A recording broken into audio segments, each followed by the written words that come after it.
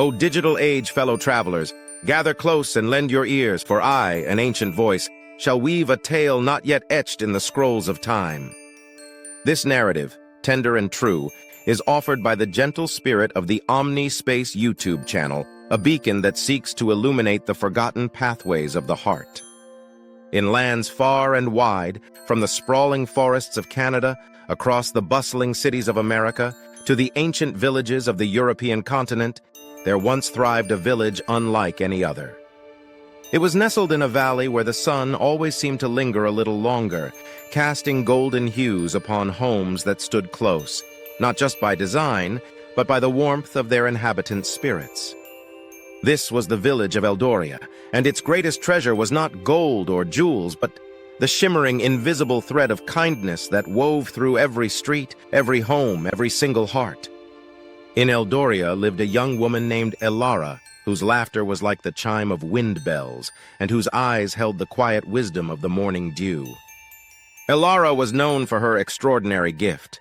She could mend not just torn clothes or broken tools, but also the small, unseen cracks that sometimes appeared in people's spirits. She had a touch that soothed worries and words that eased doubts. One crisp autumn, a new family arrived in Eldoria. They were the Ashworths, a quiet couple with a young daughter named Lily. They had traveled from a faraway place, carrying with them not just their belongings, but also a quiet sadness that seemed to cling to them like the lingering mists of dawn. Their old home had been damaged by a harsh storm, leaving them with little but their hope for a new beginning. The Ashworths settled into a small cottage at the edge of the village. While the people of Eldoria were generally kind, the Ashworths, perhaps from their recent hardships, kept to themselves. The father, Thomas, spent his days tending a small new garden, his brow often furrowed in thought. The mother, Clara, tried to make their new house a home, but her smile rarely reached her eyes. And little Lily, who once loved to sing, now only hummed the softest, saddest tunes. Elara noticed. She saw the new curtains that didn't quite match, the garden that struggled against the coming cold, and, most importantly, the distant gaze in Lily's eyes when she watched others play. Elara knew that sometimes the biggest wounds were not the ones that bled, but the ones that silently ached within the heart. She decided to act, not with grand gestures, but with the gentle whispers of true neighborhood care. One morning, Elara baked a loaf of her special honey nut bread, known throughout Eldoria for its comforting warmth. She walked to the Ashworth's cottage, not to pry, but to offer. "Welcome to Eldoria," she said, her voice soft as velvet. "This is just a small offering from our hearth to yours. May it bring a little warmth to your new home." Clara Ashworth hesitated, then took the bread.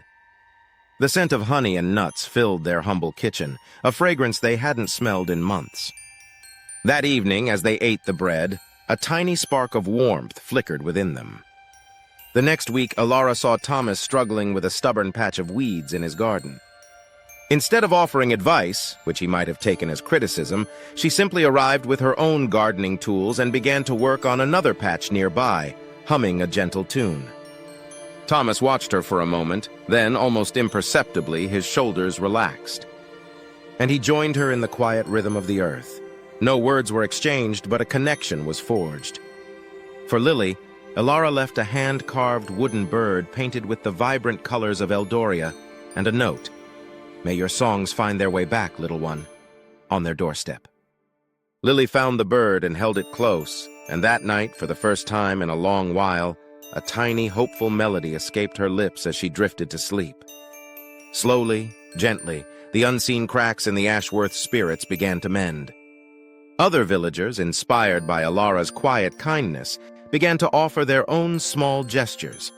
A basket of fresh apples here, a shared story by the well there, a helping hand to repair a loose fence. No one demanded gratitude, no one expected anything in return. They simply gave from the abundance of their hearts. Winter came, blanketing Eldoria in snow. But within the Ashworth's cottage, the warmth had returned. Thomas's garden, though dormant, promised a spring of bountiful growth. Clara's smile now truly reached her eyes, and Lily's laughter once again chimed through the village streets, mingling with the wind bells. The Ashworths not only recovered but thrived. They learned that even in the deepest sorrow, the gentle touch of a caring neighborhood can illuminate the path back to joy. They became pillars of Eldoria, always remembering the kindness shown to them, and always extending their own hands to those who might be new or quiet or carrying a hidden burden. Eldoria continued to flourish, a testament to the simple truth that the strongest communities are not built on grand designs, but on the countless small acts of care that connect one heart to another, weaving an unbreakable tapestry of compassion and belonging. And so, my dear listeners, this tale from OMNI reminds us, what small act of kindness can you offer today to someone in your own neighborhood, perhaps someone new, or someone who seems to carry a quiet burden? How can you become a thread in the shimmering tapestry of your own community? The moral of our story is this: true community is forged not in expectation, but in the selfless acts of empathy and care that mend unseen wounds and build bridges between hearts. A truly caring neighborhood is the greatest treasure any soul can possess. If this story resonates with your heart, please show your support for the OMNI channel.